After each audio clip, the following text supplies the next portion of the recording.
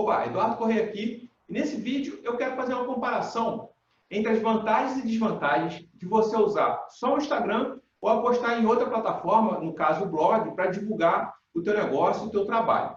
Por quê? Porque tem muito empreendedor e profissional liberal que quando começa a usar a internet para captar mais clientes, vender terapia, tratamento, curso e tal, ele acha que tem que estar no Instagram, porque está na moda, porque todo mundo está lá. Mas, se você gosta de escrever, eu aposto que já deve ter pensado uma vez ou outra se devia ter um blog, certo?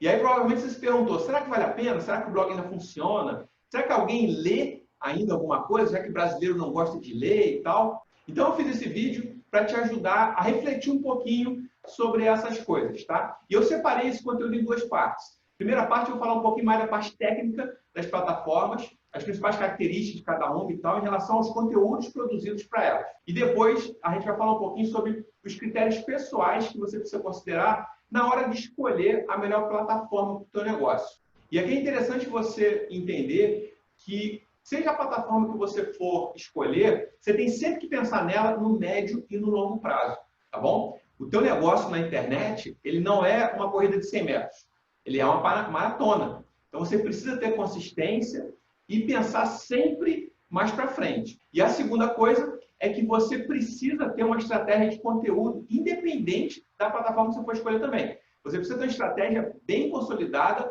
e com a cara do teu negócio.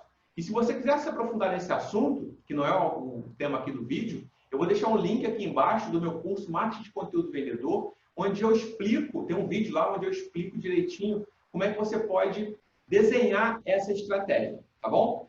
Vamos lá então. Primeira parte aqui que eu falei para vocês, que vai ser a parte técnica. Cada plataforma, seja Instagram, blog, YouTube e tal, tem suas especificidades. E isso vai influenciar a tua maneira de trabalhar com cada uma delas.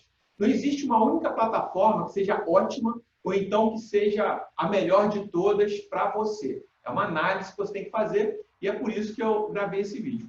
Por isso, quando você for desenhar a tua estratégia de conteúdo, você precisa considerar todas essas coisas.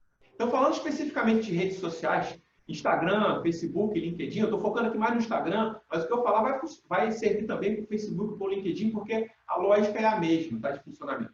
Atualmente, as pessoas elas estão privilegiando muito a produção de conteúdo para o Instagram, como a gente comentou no início. Só que o algoritmo dele, ele funciona de um jeito, atualmente, né, em que ele está privilegiando o conteúdo pago pelos anunciantes, em detrimento do conteúdo orgânico, que é aquele que você publica lá e gratuitamente para as pessoas verem.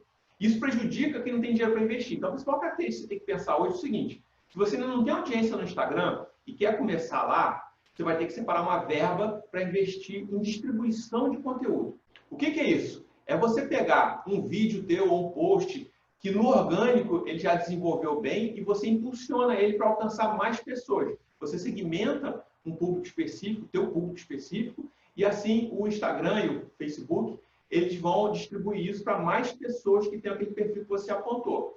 Isso é interessante porque pode despertar a atenção dessas pessoas para o teu conteúdo e trazê-las para o teu perfil, e aí elas se tornam suas seguidores, tá? Só você investir no conteúdo orgânico hoje no Instagram, o alcance dele está muito pequeno, muito reduzido, você vai demorar muito para conseguir um resultado efetivo.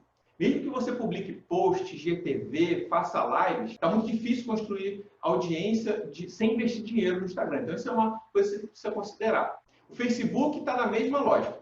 Inclusive, começou há uns anos atrás a diminuir o alcance orgânico dele e hoje continua horroroso também, do mesmo jeito. Tá? O LinkedIn ele é um pouquinho diferente, porque o algoritmo dele ele trabalha de uma maneira a privilegiar o conteúdo escrito e ele quer entregar esse conteúdo para mais pessoas. Então, hoje, o alcance orgânico do LinkedIn está muito melhor que nas outras mídias. Então, ele é atrativo. Por exemplo, eu tenho posts no LinkedIn que, às vezes, continuo recebendo engajamento, curtida, comentário e tal, até uma semana depois que eu postei. Uma coisa que é impensável no Instagram, que depois de poucas horas o teu post já vai para o cemitério dos posts esquecidos, não é verdade? Então, pensa nessas características quando você for escolher aonde você vai colocar teu tempo, tua energia, teu esforço para desenvolver conteúdo. Uma outra característica interessante também, que você tem que levar em consideração, é que quando você está numa rede social, independente de qual seja, você é refém das regras daquela rede. O dono da rede social, ele pode fazer o que ele quiser e você não pode reclamar. Amanhã ou depois o teu perfil pode morrer, você pode perder tua audiência, ele pode mudar o algoritmo de maneira que te prejudique, entre aspas, né? E o teu resultado piore, e você não vai poder reclamar porque você está ali em terreno alheio, como a gente fala, né? Você está ali alugando um local na rede social de outra pessoa. Então, isso é uma característica importante para você considerar também. Beleza? Bom, agora vamos falar um pouquinho de blog, então. A primeira grande vantagem do blog é que ele é teu, é propriedade sua. Ninguém vai mandar nele, só você. Você define o que você vai fazer com ele, o que você vai publicar, como que você vai publicar e tal, qual a estratégia de venda que você vai usar e tal. Então, tudo é você que manda nele. Então, isso é uma grande vantagem já para quem quer ter blog. E os artigos, que são as peças de conteúdo, de produção de conteúdo para o blog, tem uma dinâmica bem diferente das redes sociais. Quando você vai escrever um artigo, você tem que pensar no tema desse artigo. Esse tema ele tem que ser baseado no que a gente chama de palavra-chave. Palavra-chave é o termo que as pessoas vão usar para buscar no Google aquele assunto relacionado ao que você quer escrever, ou assuntos relacionados ao seu negócio, ok? Então você precisa entender quais são esses termos antes de escrever seus artigos. Porque você pode trabalhar o texto em torno dessas palavras-chave para posicionar o teu artigo nas primeiras páginas do Google e para ele ser encontrado por essas pessoas. Então a dinâmica é essa. Pensa comigo, quando você quis saber mais informações sobre um profissional, sobre um determinado assunto, você foi no Google e digitou alguma coisa lá. O que você digitou, para a gente que escreve, é considerado palavra-chave.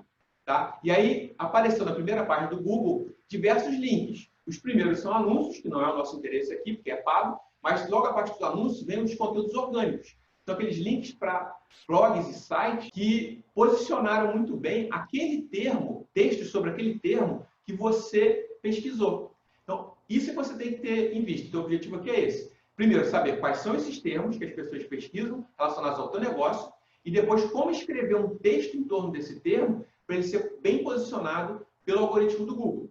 Como é que você faz isso? Tem várias ferramentas gratuitas que te ajudam. O próprio Google, ele tem uma chamada Google Trends, que é uma ferramenta que mostra as principais tendências de buscas aqui no Brasil por um período de tempo, por exemplo, o último ano. E aí você tem acesso a esses dados pesquisados e ele mostra um gráfico, que é bem legal. Na tendência, ele mostra um gráfico com a tendência de busca do termo que você pesquisou. E aí você pode saber se aquela palavra-chave está tendo, as buscas dela estão aumentando, estão diminuindo, estão estabilizadas. E com isso você decide se vale a pena escrever sobre ela ou não. Uma outra ferramenta do próprio Google é o planejador de palavras-chave do Google. Essa ferramenta, ele busca palavras-chave e mostra o volume e a concorrência para esses termos pesquisados. E ele também te ajuda a decidir se determinado termo vale a pena ou não escrever sobre ele. E ele ainda tem uma terceira chamada Ubersuggest, que faz a mesma função do planejador de palavras-chave. E todas são gratuitas para você usar. São as mais comuns, mas elas já resolvem, tá, para você. Aqui o primeiro desafio é você entender que termos são esses. O segundo desafio é saber como escrever um texto que realmente seja atrativo para colocar no teu blog. Mas uma grande vantagem é que quando você consegue fechar essa conta, quando você consegue escrever um texto que seja bacana e posicionar ele nas primeiras páginas do Google, você vai ter resultados com esse artigo durante meses a fio, tá? Por isso que eu digo sempre para pensar no médio e longo prazo. Um artigo no teu blog bem escrito, bem posicionado, ele pode trazer pessoas interessadas no teu negócio durante meses ou talvez até anos, dependendo do assunto, tá bom? Então isso é uma grande vantagem para você pensar sobre o blog. Na verdade, hoje em dia você nem precisa ser um escritor no teu blog. Existem muitos profissionais chamados redatores freelancers que são contratados para escrever para o blog das empresas e de outras pessoas. Eu mesmo já desenvolvi muito serviço nessa área e posso te falar que funciona perfeitamente. Inclusive, se você quiser usar isso como uma renda extra, souber escrever, é uma ótima oportunidade, tá bom? Então, você não precisa nem mesmo saber escrever ou gostar de escrever para ter um blog. É lógico, se você conseguir adicionar isso a uma paixão pela escrita, como é o meu caso, você vai extrair mais prazer do seu trabalho no dia a dia. Mas não é uma parte preponderante. E aí, agora a gente vai para a segunda parte, que são os critérios pessoais. O que são critérios pessoais? Primeiro, o que você gosta de fazer? Relacionado a você mesmo, né? O que você gosta de fazer? Qual é a plataforma que te interessa mais?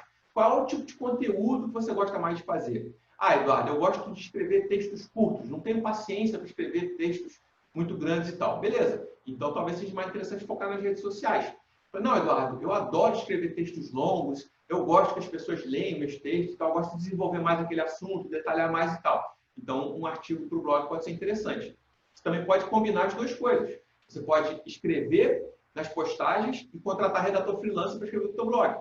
Tá? É até mais interessante porque assim você ataca em duas frentes diferentes. Aumenta a chance de trazer mais audiência para você. E o segundo critério é o seu público. Né? Você precisa entender o comportamento do teu público e aí isso não significa só entender onde que ele está. Então é lógico, ele deve estar no Instagram provavelmente, mas será que ele compra por lá? Ele pesquisa coisas relacionadas ao desenvolvimento dele ou ao que você faz e vende lá?